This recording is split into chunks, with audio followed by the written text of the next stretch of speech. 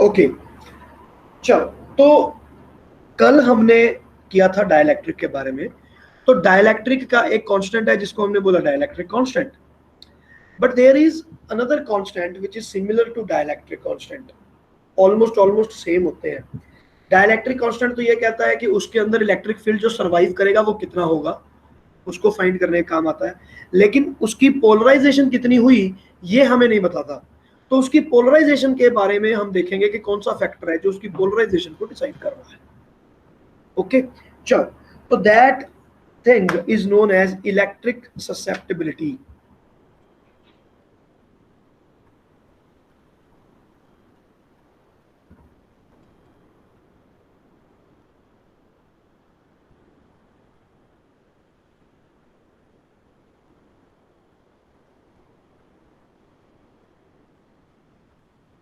Electric susceptibility, okay.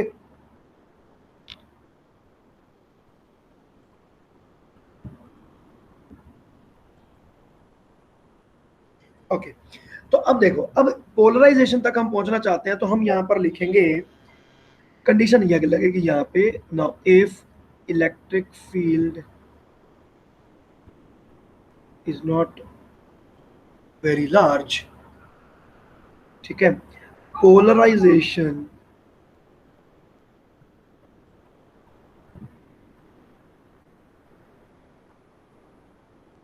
is found to be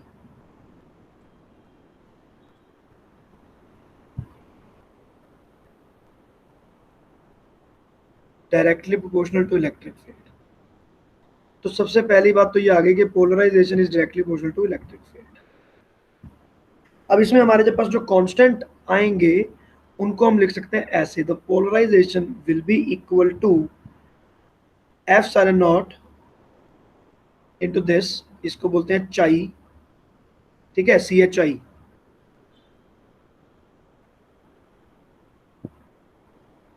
अब ये पता नहीं चाहिए है कि क्या है, लेकिन let us Indians call it चाई। ओके, तो ये हो गया मेरे पास। तो this is electric susceptibility. Basically electric susceptibility का जो सिंबल है वो है ये।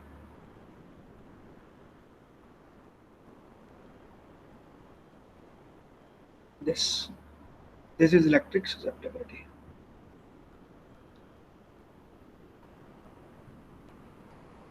ओके, तो अब हम इसके ऊपर करेंगे, ठीक है ना। तो electric susceptibility is defined as, इसको हम कर दिया, दिस इज इक्वल टू जो भी आपका पोलराइजेशन हुआ है divided by epsilon not into electric divided by electric field जो हमने अप्लाई किया है, ठीक है जी। तो ये हमारे पास इंडक्शन रेस सब आ जाएगा। तो अब इसमें हम वैल्यूज पुट कर देंगे and then we will find this. तो इसको हम बोल सकते हैं the ratio of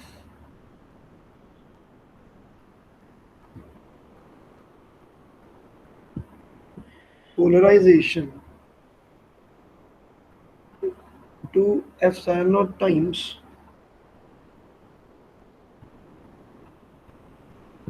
the applied electric field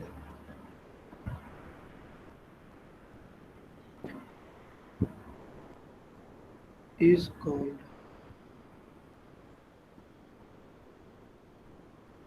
susceptibility।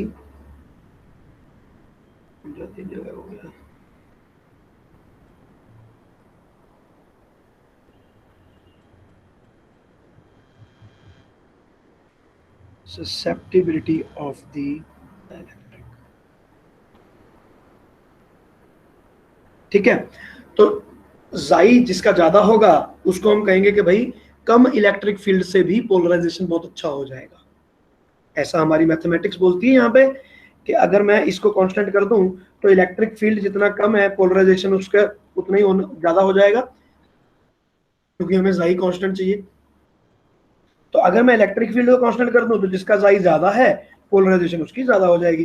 तो यहां से हमें पता चलता है कि किस चीज की पोलराइजेशन ज्यादा होगा। लेकिन अब इसका और डाइलेक्ट्रिक कांस्टेंट का एक रिलेशन है। Now we want to find that. Now what is that ये हम देखते हैं, ठीक है। तो यहाँ पे लगते हैं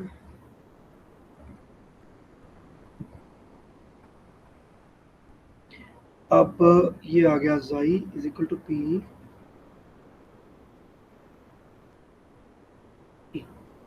अब P जो पोलराइजेशन जो है ये है मेरे पास सिग्मा P, जो मैं अभी आपको प्रूफ कर चुका था that it can be written as sigma B, और ये हो गया एप्सिलॉन नॉट, और ये आ गया E नॉट।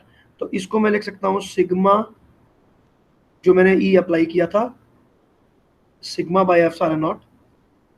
ठीक है, एप्सिलॉन नॉट से एप्सिलॉन नॉट कट गया, एंड नाउ दिस, अब इनका मैं अगर क्रॉस सेक्शन एरिया सेम ले लेता हूं तो sigma P can be written as, जो मेरी इंडक्शन हुई, divided by area, Q divided by area. Area से एरिया फिर से cancel, and now I will substitute the value of Q dash, so that will be Q into 1 minus 1 by K, that is dielectric constant। Okay, और यहां से मैं relation बनाऊंगा, sorry divided by Q भी आएगा, तो जिसके कारण Q और Q कैंसिल हो जाएगा। तो अब ये मेरे पास आ गया 1 by K is equal to 1 minus जाहिर।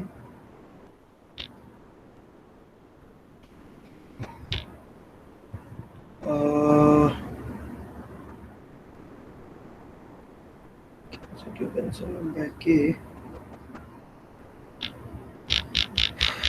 नहीं यहाँ पे कुछ गड़बड़ हो गई मेरे से, वेट ए मिनट।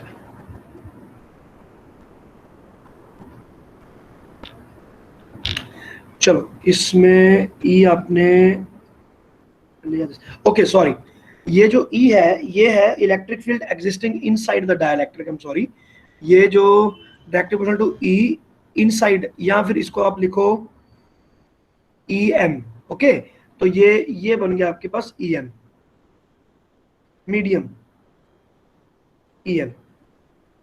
तो अगर ये मीडियम का है तो इसको के ऊपर मुझे डिवाइड करना पड़ेगा ना, E M will be E naught by K, yes. तो के डायरेक्ट्रिक ऊपर आना चाहिए था मेरे पास यहाँ पे, तो यहाँ पर के एक मल्टीप्लाई रहेगा। तो इसको मैं दोबारा लिखता हूँ इक्वेशन को, ये हो गया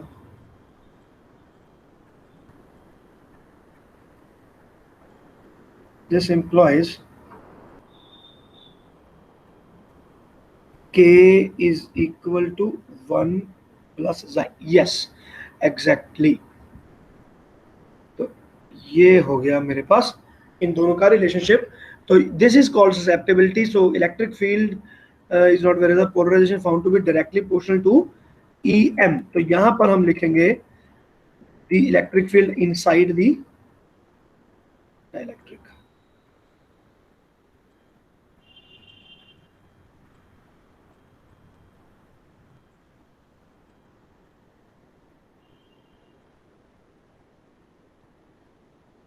yes, to be very specific.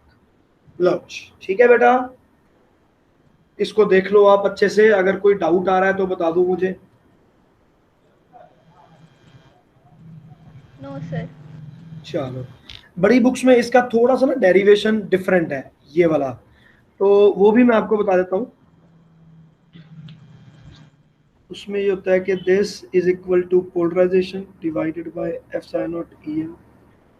तो पोलराइजेशन को हमने लिखा एक बार sigma P by epsilon naught, और ई जो मीडियम के अंदर होगा ऑब्वियसली वो क्या हो जाएगा, ई नॉट माइनस पोलराइजेशन।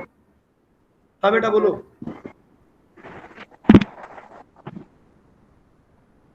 बोलो बेटा। दोबारा ऑन करके अपने में बेटा आवाज ठीक नहीं आ रही आपकी, क्या हुआ?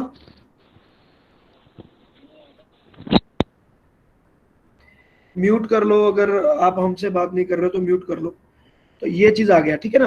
अब देखो, अब इसको मैं रेसिप्रोकल कर देता हूं, तो 1 by this is equal to E naught by E P minus 1। So E naught by E P is equal to, अब यहां पर देखना पड़ेगा, and E P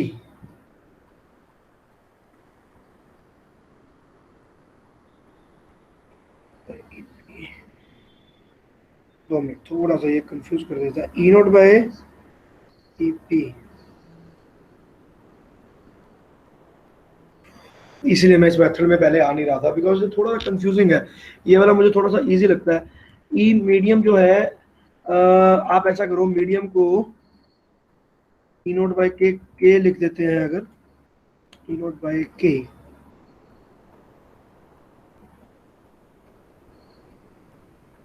okay anyways छोड़ो इसको, ये वाली चीज को छोड़ दो बेटा। एक्चुअली इसको आप घर पे ट्राई कर लेना। मैं थोड़ा सा इसमें ना बस ये एल्जेब्रा में कंफ्यूज हो रहा हूँ, और ये इसको ईएम को यहाँ पर सब्स्टिट्यूट करके देखना, आपके पास आंसर आ जाएगा। The only thing is that this should be the relationship, ये बन जाएगी आपसे, don't worry.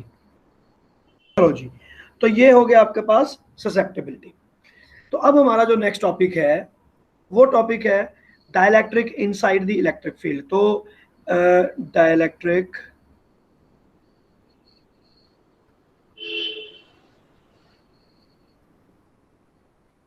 inside, sorry not electric field, inside the capacitor, और हमें अब इसका C इक्विवेलेंट फाइंड करना है, ठीक है। चलो जी, तो मैं अभी पिक्चर बनाता हूँ पूरी की पूरी, देखो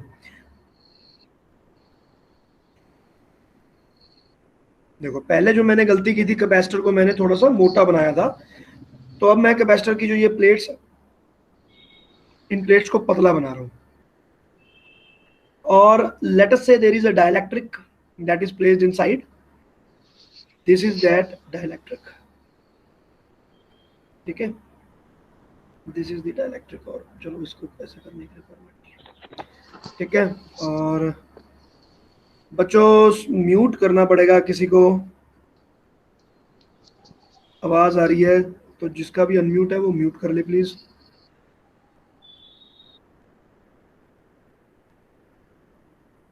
ठीक है, तो ये मेरे पास डाइलेक्ट्रिक है बेटा। इस बार मैंने प्लेट ना पतली बनाई है, मोटी नहीं बनाई, क्योंकि पिछली बार थोड़ा मोटा बनाने के कारण गड़बड़ हो गई थी। तो अब हमने क्या किया, इसको मैं, ये वाली प्लेट को मैं दे रहा हूं पॉजिटिव चार्ज, और दूसरे वाले को हमने दे दिया नेगेटिव चार्ज।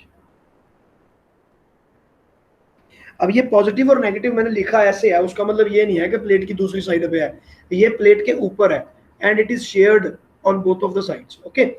तो अब देखो, अब यहाँ पर मैं देखना चाहता हूं कि मेरे इस डाइलेक्ट्रिक का यहाँ पर क्या इफेक्ट हो रहा है, और डाइलेक्ट्रिक कांस्टेंट क्या गिवन है, के गिवन है, ठीक है। And what about the thickness of this, thickness भी देख लेते हैं। Total thickness is given as d,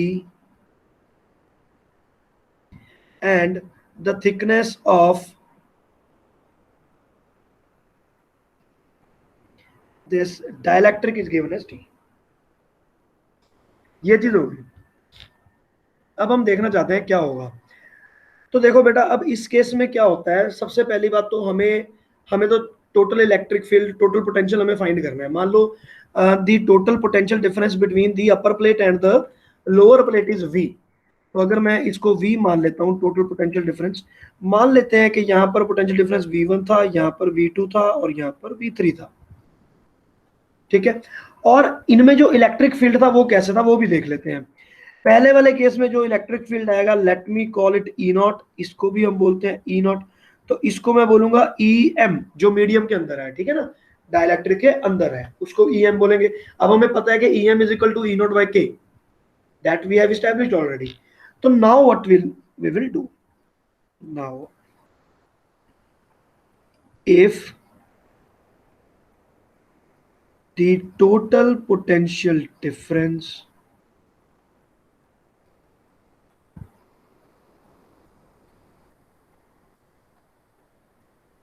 between the two plates is V, then V will be equal to V1 plus V2 plus V3। देखो ये होगा, ये तो बिल्कुल सीरीज कॉम्बिनेशन वाली बात बन गई, ठीक है ना। ऊपर वाला कैपेसिटर, नीचे बीच वाला, और फिर नीचे वाला, तो उनका पोटेंशियल जो है वो ऑब्वियसली यहाँ पर डिवाइड हो जाएगा। अगर ये V है और ये 0 है, तो टोटल पोटेंशियल डिफरेंस है, तो ये V1 हो गया, ये V2 हो गया, V3 हो गया, तो मेरे पास बन गया V is equal to V1 plus V2 plus V3, ठीक है। और अब इसमें देखते हैं कि हम ये जो V1 और V2 V3 है इनकी क्या वैल्यू पुट कर सकते हैं। ये पैरेलल प्लेट कैपेसिटर्स है, तो इसके अंदर जो हमारे पास इलेक्ट्रिक फील्ड होगा दैट विल बी कांस्टेंट। ठीक है, तो मैं यहां पर लिखता हूं we know that E is equal to minus dV by dr as a general formula. So if electric field is constant or uniform, ठीक है, अगर ये यूनिफॉर्म हो तो क्या होगा, if this is uniform E will be equal to minus of जो भी उनका पोटेंशियल डिफरेंस है divided by the thickness of the plate. तो divided by you can write it as D the thickness. तो मैं यहां से लिख देता हूं, तो मेरे पास आ जाएगा the delta V will be equal to minus of ED, minus of ED. तो अगर मैं यहां पर पोटेंशियल मैंने V1 लिखा हुआ है, तो बेसिकली V1 है क्या, V1 is the potential difference across this plate and the dielectric. और V2 लिखने का क्या मतलब है, the potential difference across the dielectric is V2। ये मैंने क्या लिखा है, V1 V2 और V3 ये उनका पोटेंशियल डिफरेंस है, ठीक है ना। तो तब मेरे पास ये वाली इक्वेशन बन जाएगी, तो इसको आप डेल्टा की टर्म्स में लिख लो, चलो delta delta delta delta, clear हो जाएगी बात हमें, ठीक है ना। तो यहाँ पर हमें डेल्टा ही यहाँ पे मिल रहा है, इसको मैं यहाँ पे पूरी वैल्यू पुट करूंगा। तो पहले मैं जो बाय पार्ट है ना इनको देखते हैं, तो मैं यहाँ पे लिखूंगा सो डेल्टा वी बिकम्स, तो डेल्टा वी वन किसके बराबर होगा बेटा, देखो इसमें मैं आपको बताता हूँ, इसमें ना टोटल थिकनेस हमें लेनी पड़ेगी। तो चलो इस थिकनेस को मैं मान लेता हूँ T1, इस थिकनेस को मैंने माना T1, इसको माना T2, ठीक है। तो यहां पर मैं लिख देता हूं T is equal to T plus T1 plus T2, ठीक है, ये रिलेशन है, नॉर्मल रिलेशन। अब बताओ मुझे डेल्टा V1 क्या होगा बेटा, हाँ भाई बोलो, पार्टिसिपेट करो, minus E naught into T1, E not is the uniform electric field through it and T1 is the thickness, तो E नॉट इंटू T1 आ गया, माइनस दूसरे वाले का अगर मैं देखूंगा तो यहां पर आएगा मीडियम और multiply by the thickness of this, तो दैट इज T, माइनस फिर से E नॉट हो गया and now the thickness is T2। Okay, अब देखो, अब मैं इसको इलेबोरेट करता हूं, थोड़ा सिंप्लीफाई करता हूं, सॉरी। तो ये वाले में से, ये वाले में से और ये वाले में से मैं E नॉट कॉमन ले लेता हूं, minus E not T1 plus T2 minus EM into T।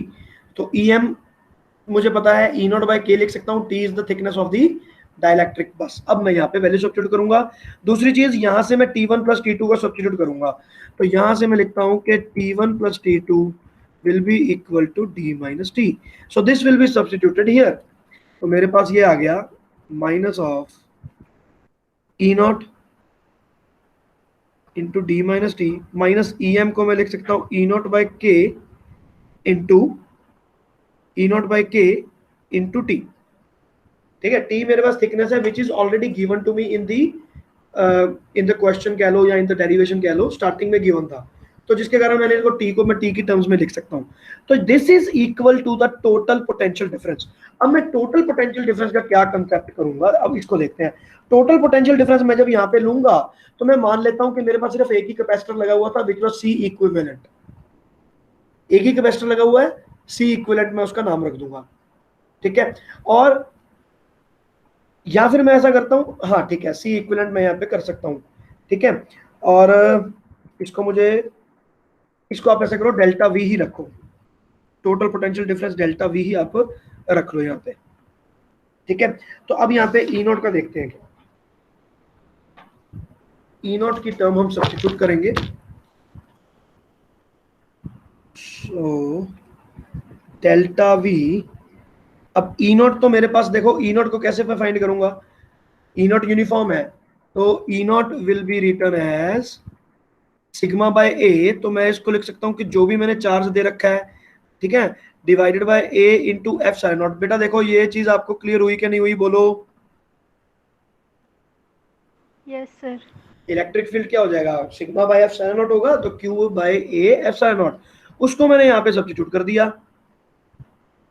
तो ई नॉट की जगह पे मैं लिखूंगा Q divided by A into F sine not D minus T, minus E not फिर से आया Q divided by A into F sine naught के इंटू टी। सिंप्लीफाई कर दो। और कैपेसिटेंस फाइंड करने के लिए मैं क्या करूंगा, Q by Q is equal to C V formula use करूंगा। तो क्यू बाय डेल्टा वी मुझे यहाँ पे फाइंड करना है, ठीक है ना। चलो जी, तो अब फिर से यहाँ पर डेल्टा वी ऐसी की ऐसी आ गया, और अब यहाँ से मैं जो कॉमन निकल रहा है वो कॉमन ले लो, क्यू बाय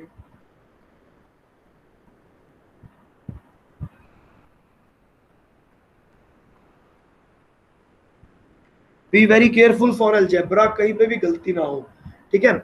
अब मुझे माइनस का निशान है ना, तो चलो डेल्टा वी है कोई बात नहीं, माइनस का निशान जो है इसको आप हटा भी सकते थे, क्योंकि जब ये आप डेल्टा वी रखोगे ना तो वो माइनस का निशान हट जाएगा जब इसकी वैल्यू पुट करोगे। E इज इक्वल टू ये वाला, देखो यहाँ से जब आप वैल्यू पुट करते तो माइनस हट जाता, तो माइनस को आप यहाँ पर निगलेक्ट कर सकते हो। तो अब ये मेरे पास आ गया, so Q by delta V, तो क्यू ये रहा delta V is equal to epsilon naught A divided by D minus T, तो आप सीधा ही लिख लो जिसमें आपका डाइलेक्ट्रिक नहीं है, और डाइलेक्ट्रिक की लेंथ कितनी है, टी, तो डाइलेक्ट्रिक के लिए आपको के पे इसको डिवाइड भी करना पड़ेगा। तो ये मेरे पास बन गया C equivalent, this is the C equivalent. देख लो बेटा, ये समझ में आ गया, कहीं पे भी कोई प्रॉब्लम है तो देख सकते हो आप। Yes sir. तो ये हो गया आपका सी इक्विवेलेंट का डायरेक्ट फॉर्मूला, ठीक है, और आप इसको डायरेक्ट यूज कर सकते हो, there is no problem in this, standard formula है हमारे पास। एक बार इसको दोबारा देख लो कि मैंने क्या क्या किया है, ठीक है, और फिर मुझे बताओ, जस्ट 1 मिनट।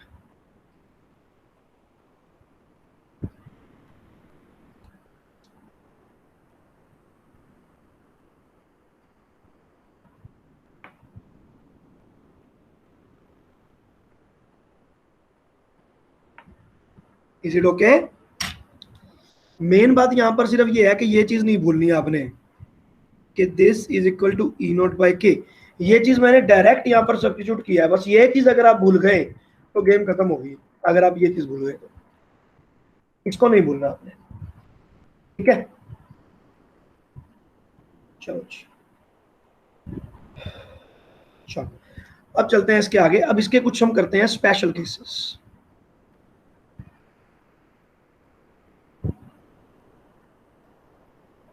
तो सबसे पहला स्पेशल केस हमारे पास बड़ा सिंपल है कि व्हेन द थिकनेस ऑफ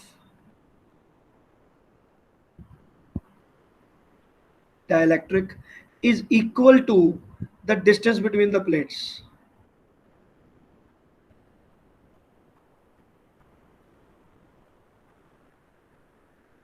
क्या मतलब कि जो डिस्टेंस बिटवीन द प्लेट्स है कंप्लीटली फिल्ड है, मतलब मैंने कैपेसिटर को उठाया और पानी के अंदर फेंक दिया, तो सारे के सारे पानी ने उस जगह को भर देना है जहां पर वो जगह खाली है। तो अगर मैं 100% कर दूंगा तो ऑब्वियसली मेरे पास इस वाले चीज में क्या आएगी, T is equal to D आ जाएगा। तो यहाँ पर आ गया T is equal to D, तो जब मैं इसको पुट कर दूंगा तो C equivalent will come out to be epsilon naught A divided by T minus T, zero हो गया, और टी की जगह पे मैं लिख दूं डी, तो ये आ गया epsilon naught K A by D. तो basically epsilon naught A by D पहले था, मतलब ये के टाइम्स हो गया। अभी बेटा जी देखो, ठीक है ना, so if a capacitor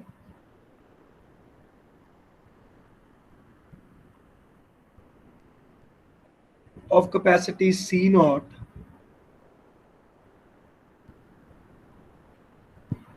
is completely filled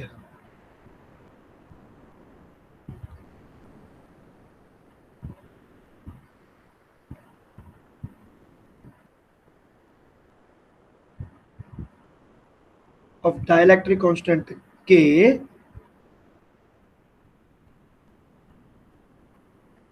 the capacitance becomes K times। तो K टाइम्स हो जाती है उसकी कैपेसिटी बढ़ जाती है। तो जो फैराडे ने कहा था वो बिल्कुल सही कहा था, पतली सी शीट होगी तो भी बढ़ेगा, अगर पूरी की पूरी चीज को भर दोगे तो भी आपकी कैपेसिटी इंक्रीज हो जाएगी। ठीक है जी, तो कैपेसिटी हमारा इंक्रीज होगा। तो अगर मैंने एक कैपेसिटर को पानी के अंदर डाल दिया, ठीक है, एग्जांपल यहां पर लिख देते हैं, if a capacitor is dipped in water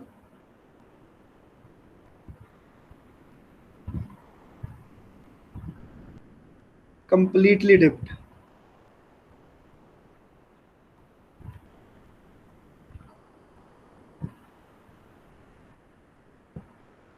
the capacitance becomes 80 times। Why? Because K for the water is equal to 80। तो अगर K हमारे पास 80 है तो आपने अगर किसी कैपेसिटर को पानी में डाल दिया तो 80 टाइम्स होगी उसकी कैपेसिटी। अब उसको 80 टाइम्स चार्ज दे सकते हो आप।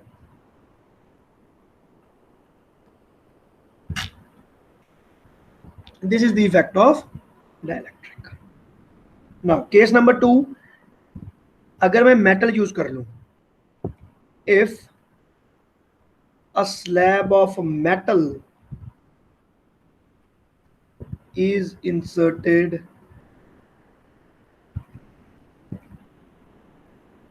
instead of dielectric, डायलैक्ट्रिक की जगह मैंने किसी एक मेटल की शीट जो है उसको डाल दिया, तो क्या होगा? तो अब इस केस में क्या होगा, देखो इसको थोड़ा सा इलेबोरेट भी करूंगा, तो we need the help of this diagram.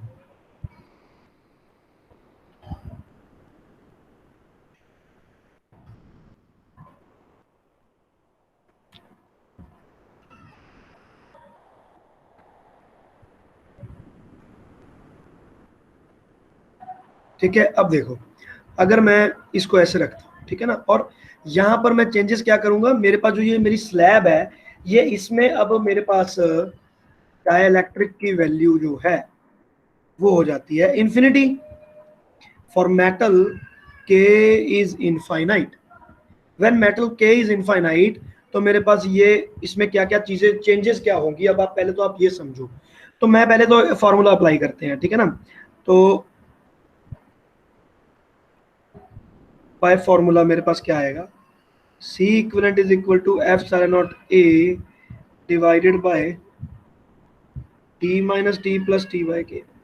अब आप सोच के देखो, अगर मैं डाइलेक्ट्रिक कांस्टेंट को इनफाइनाइट कर दूंगा तो ये T बाय K वाला जो टर्म है ये जीरो होगा, तो इसको आप जीरो कर दो। तो अगर ये वाले टर्म को हमने जीरो कर दिया तो now it implies C equivalent will become epsilon naught A by T minus T। तो इसका मतलब तो ये हो गया कि इसमें डाइलेक्ट्रिक की तो वैल्यू ही नहीं रही, तो डाइलेक्ट्रिक का कोई टर्म ही नहीं रहा। और इसका मतलब ये है कि आपका जो epsilon naught A by D आपका नॉर्मल फॉर्मूला होता है, इसका मतलब ये है कि this is equivalent to a capacitor who is having the same charge but the distance between the plate is reduced by T। तो अगर मैं इस डाइलेक्ट्रिक को यहाँ पे रिमूव कर दूं और उसकी थिकनेस जितनी ये थी उस थिकनेस को माइनस कर दूं, मतलब T1 प्लस T2 रह जाएगा। ये वाला जो बीच में स्पेस है वो 100% तरीके से वॉश आउट हो गया है और वो बिल्कुल खराब हो गया। तो यहाँ पर मैं ये लिख सकता हूँ कि ये बन गया epsilon naught A by T1 plus T2। तो अब आप ये देख के देखो कि यहाँ पर हुआ क्या। इसका मतलब ये है कि आपका फॉर्मूला तो पुराना लगा, मतलब जो ये वाला आपका मेटल है इसके अंदर कुछ भी हो गई जीरो, तो इसको हमें हटाना पड़ेगा। Obviously the electric field inside this will become zero. Electric field को जीरो कर दो, पोटेंशियल डिफरेंस होगा ऑब्वियसली V1 और V3 का कुछ ना कुछ पोटेंशियल डिफरेंस जरूर होगा, लेकिन हमें फर्क नहीं पड़ता, इलेक्ट्रिक फील्ड इसके अंदर जीरो हो चुका है। तो यहां पर जो मेरे पास आ गया वो बिल्कुल ये वाला पार्ट जो है वो मेरा खराब हो गया। तो अब मैं इस स्लाइस मैंने इतना डाल दिया तो मतलब इतना इतना कैपेसिटर मेरा गायब हो चुका है। So this is the thing. अब ये क्यों हुआ, अब हम इसको समझेंगे। अब ये इसलिए हुआ क्योंकि देखो जब मैं व्हाई दिस हैपेंड,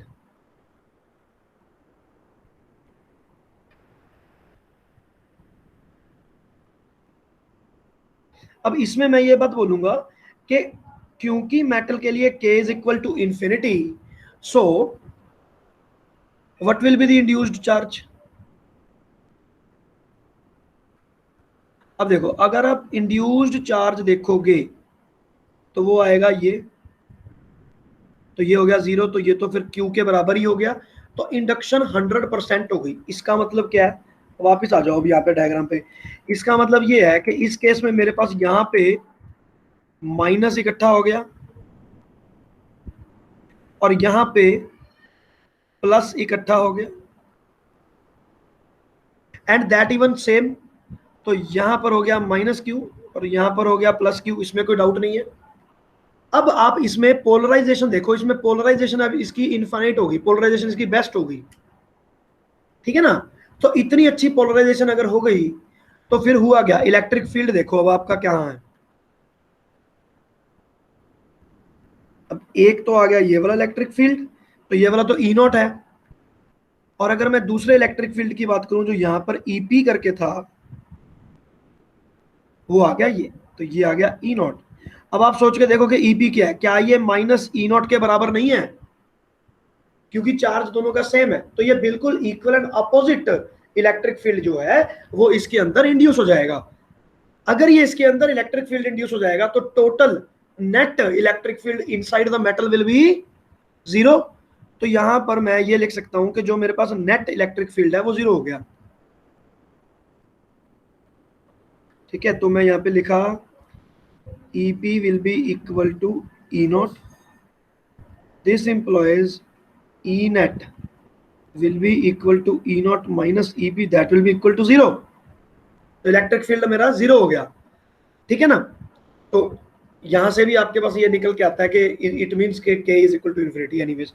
तो इलेक्ट्रिक फील्ड आपका इसके अंदर 0 हो गया। जब इलेक्ट्रिक फील्ड ही 0 हो गया तो कैपेसिटेंस का सवाल ही नहीं पैदा होता। तो वो सारी की सारी जो आपकी चीज है वो वॉश आउट होगी, क्योंकि इसके अंदर इलेक्ट्रिक फील्ड 0 हो गया। मोरोवर यहां पर आप ये भी कंक्लूजन निकाल सकते हो कि this is why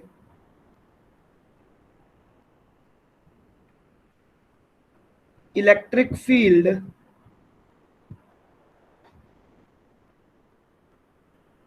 inside a conductor is always 0। हमने इलेक्ट्रोस्टैटिक चैप्टर में किया था कि अगर मेरे पास कोई कंडक्टर है तो कंडक्टर के अंदर इलेक्ट्रिक फील्ड 0 होगा ही होगा। लेकिन क्यों होगा, वैसे तो मैंने उस वक्त भी बताया था, इंडक्शन पूरी हो जाएगी, equal and opposite electric field हो जाएंगे, कैंसिल कर देंगे। वही चीज सारी की सारी यहाँ पर फिर से हमारे पास रिपीट हो गई, और जिसके कारण इसके अंदर जो इलेक्ट्रिक फील्ड है ई नेट है वो आपका इक्वल टू 0 हो चुका है। इज इट ओके बेटा? Yes sir. तो ये इलेक्ट्रिक फील्ड आपका हो गया 0। चलो जी, तो ये है हमारे पास दो स्पेशल केसेस डाइलेक्ट्रिक कांस्टेंट के इसके साथ में, ठीक है ना। तो अब हमारे पास रह जाता है आज के लिए एक topic. What is the time? 15 minutes are left. Yes, we can complete the topic in 15 minutes। तो मेरे पास जो लास्ट टॉपिक है आज के लिए, that topic is effect of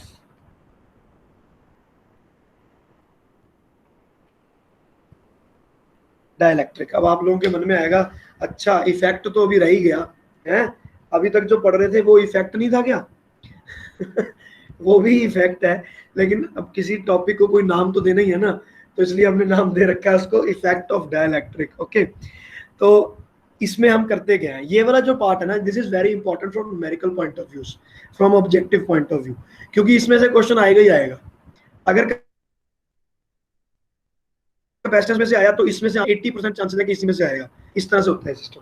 अब देखो, अब यहाँ पर हमारे पास दो केसेस हैं। केस नंबर 1, तो केस नंबर 1 मेरे पास आया ना। Case number 1 is if charge is held constant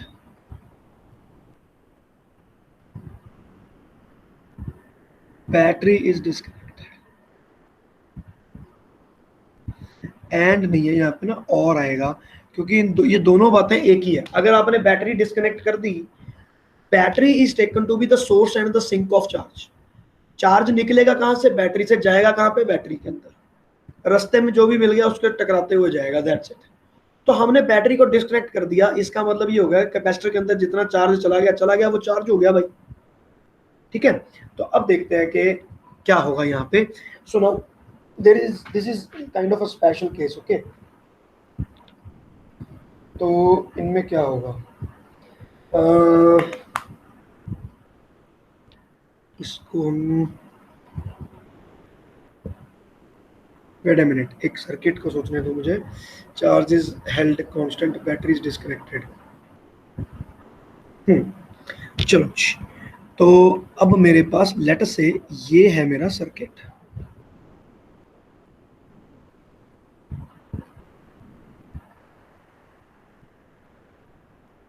ठीक है, एंड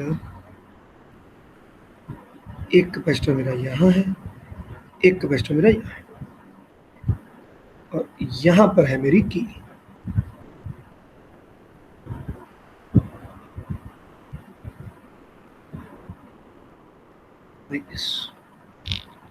ठीक है, और ये हमारी हो गई बैटरी।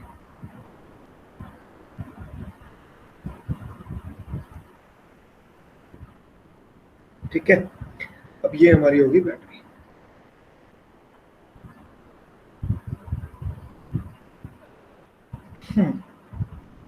ठीक है, देखो बेटा, ये है हमारे पास सर्किट। इसमें हमारे पास दो कैपेसिटर्स हो गए, एक हो गया C1 और एक हो गया मेरे पास C2, और ये होगी मेरे पास बैटरी। ठीक है, तो बैटरी की वोल्टेज है मेरे पास V। तो अब स्टार्टिंग में क्या हुआ, हमने इसको कनेक्ट करके रखा हुआ था, दिस वाज स्टार्टिंग। तो initially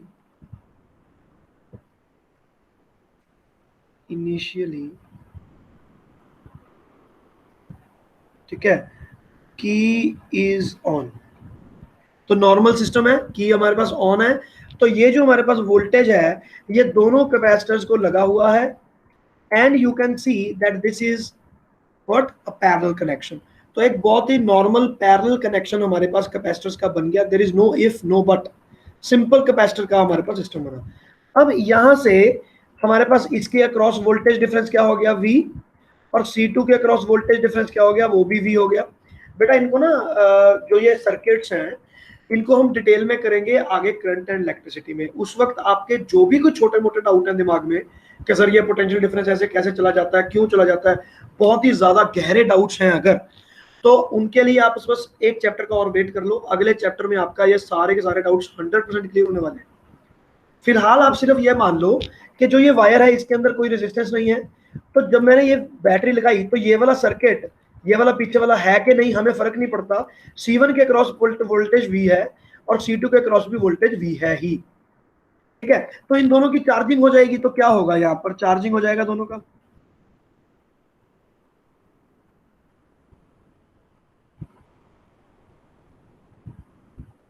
charging will take place.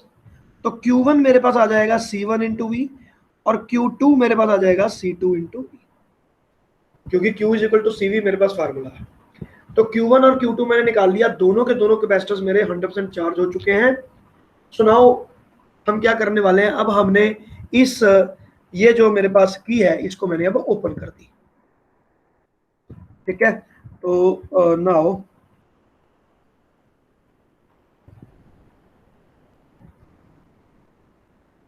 की इज नाउ ओपन। तो मेरे पास पहला केस है कि charge is held constant, battery is disconnected.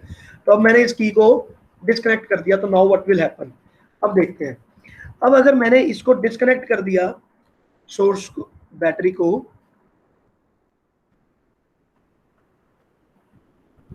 ठीक है, तो अब देखो, अब यहां पर मेरे पास एक चार्ज आ गया। तो चार्ज मेरे पास आया, इसके ऊपर आया पॉजिटिव नेगेटिव, इसके ऊपर भी आ गया पॉजिटिव और नेगेटिव, ये यूं आ गया मेरे पास।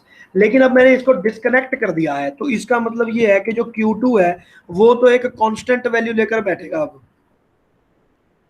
क्योंकि ना तो चार्ज फ्लो हो सकता है आउटसाइड और ना इनसाइड, ना चार्ज बढ़ेगा और ना कम होगा, इस बात की गारंटी हो चुकी है।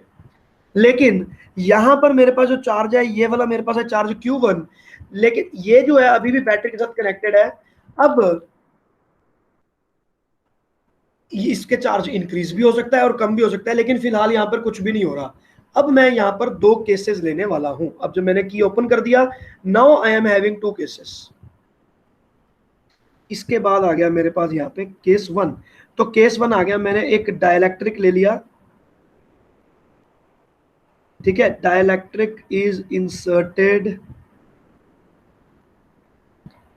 इन C1, ठीक है, या C1 कर लो, चलो इन C1। तो यहां पर हमारे पास क्या होगा, ठीक है। इसकी जरूरत नहीं है, चलो इसको मैं बाद में डिलीट करूंगा। एनीवेज, तो अब यहां पर देखो, अब मैंने C1 के अंदर डाइलेक्ट्रिक कांस्टेंट ऐड कर दिया, तो मेरे पास डायग्राम बन गया ये।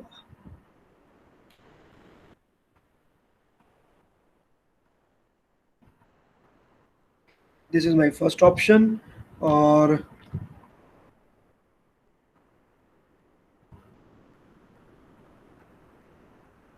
ये मैंने C1 के अंदर डाल दिया।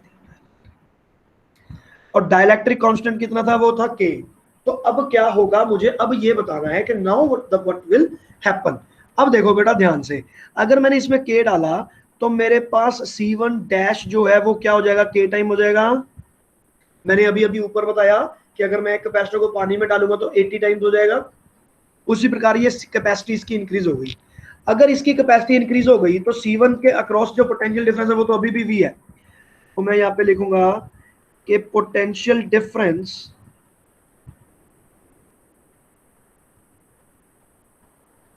Across C1 is constant.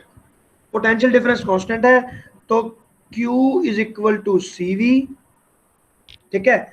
और जो मेरे पास कैपेसिटेंस है वो C डैश हो चुका है, यहाँ पे Q डैश हो चुका है, और इसको मैं लिख सकता हूँ K इंटू C1, जो मेरे पास पहले था, मान लो अब C1 डैश हो चुका, ठीक है। तो वोल्टेज मेरी अभी भी V है, तो C1V क्या है मेरे पास यहाँ पे, C1V इज Q1, Q1। तो दिस एम्प्लॉयज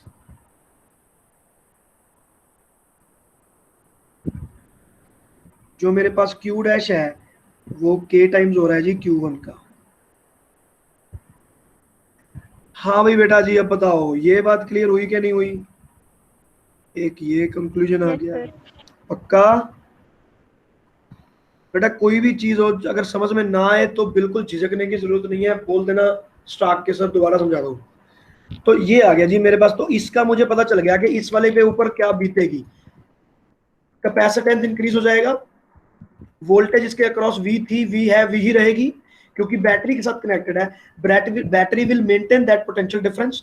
तो how it will maintain, Q is equal to CV है, सी आपकी बढ़ गई, ठीक है ना। तो ऑब्वियसली यहाँ पे आपका क्यू भी बढ़ना चाहिए, तो यहां से और क्यू फ्लो करेगा, Q will now flow here, जो भी कोई क्यू है।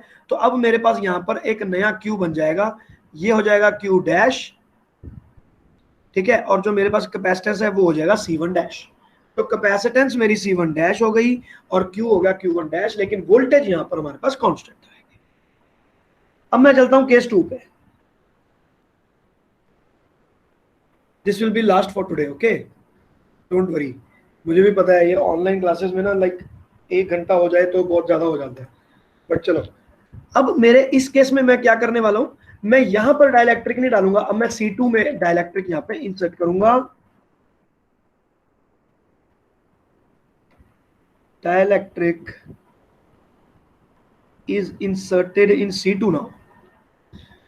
तो सबसे पहले तो मैं डायग्राम ले आऊं यहाँ पे। Know what will happen. तो अब मेरे पास डाइलेक्ट्रिक मैंने डाल दिया यहाँ पे।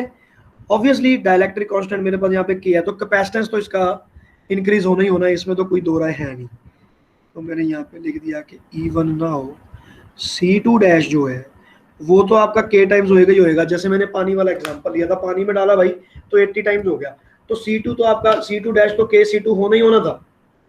लेकिन अब इस पे फॉर्मूला क्या लगेगा, Q is equal to CV।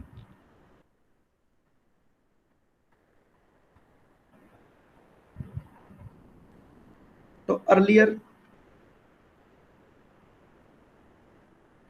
Q जो था Q2 is equal to C2 into V था, लेकिन अब मेरे पास यहाँ पर प्रॉब्लम आ जाएगी। अब मेरे पास कांस्टेंट क्या है, चार्ज कांस्टेंट है, क्योंकि तार कटी हुई है, तार कटी होने के कारण अब आपका Q कांस्टेंट है भाई, तो Q आपका हो गया कांस्टेंट, तो QCV में Q तो कांस्टेंट हो गया आपका, यहाँ पे रह गई आपकी गेम C और V में। तो C अगर आपका K टाइम्स होगा तो पोटेंशियल क्या हो जाएगा, K पे डिवाइड हो जाएगा, सिंपल। तो नाउ Q तो आपका अभी भी Q2 है, और जो Q2 डैश ले लो, इसको मैं KC2 ले लेता हूँ, V को मुझे अभी भी V ही लेना पड़ेगा, सॉरी V डैश लेना पड़ेगा, ठीक है। और Q2 एंड Q डैश ये दोनों के दोनों हमारे पास इक्वल है, इसकी वैल्यू मैं यहाँ सब्स्टिट्यूट कर देता हूँ। C2 into V is equal to K times C2 into V dash, C2 से C2 कट गया, this implies V dash is equal to V by K। मतलब अगर बैटरी कनेक्टेड नहीं है तो पोटेंशियल डिफरेंस तो आपका ऑब्वियसली कांस्टेंट मेंटेन है ही नहीं, तो होगा क्या, पोटेंशियल डिफरेंस आपका K पे डिवाइड हो जाएगा, लेकिन चार्ज आपका कांस्टेंट रहेगा और कैपेसिटर आपका इंक्रीज हो जाएगा, चार्ज आपका कांस्टेंट रहेगा। ये तीन चीजें हैं, और ये वाले चीज में हमारे पास यहाँ पर C कांस्टेंट था, तो इसमें मैं लिख देता हूँ, सॉरी C नहीं V कांस्टेंट था, तो V dash is equal to V1, तो यहाँ पर वोल्टेज कांस्टेंट है। इस बात को याद रखना, वोल्टेज कांस्टेंट क्यों है, क्योंकि भाई आपने बैटरी डिस्कनेक्ट ही नहीं की, और इसमें चार्ज कांस्टेंट है क्योंकि आपने तार ही तोड़ दी, तो चार्ज फ्लो कहां से करेगा। तो ये हो गए आपके पास दो चीजें बेटा, ठीक है ना। तो इसमें इसको मैं डिलीट कर सकता हूँ, वेट अ मिनट, ये वाले सारी की सारी स्टेटमेंट को, कि फर्स्ट में बैटरी इज डिस्कनेक्टेड और ये सब।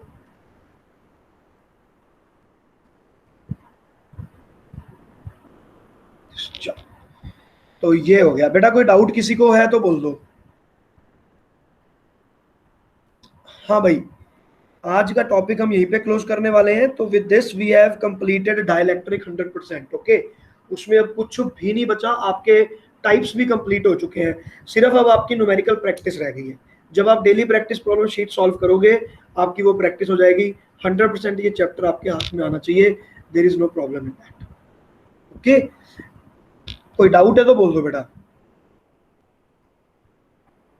No sir. नो, चलो रिकॉर्डिंग को मैं ऑफ करता हूँ।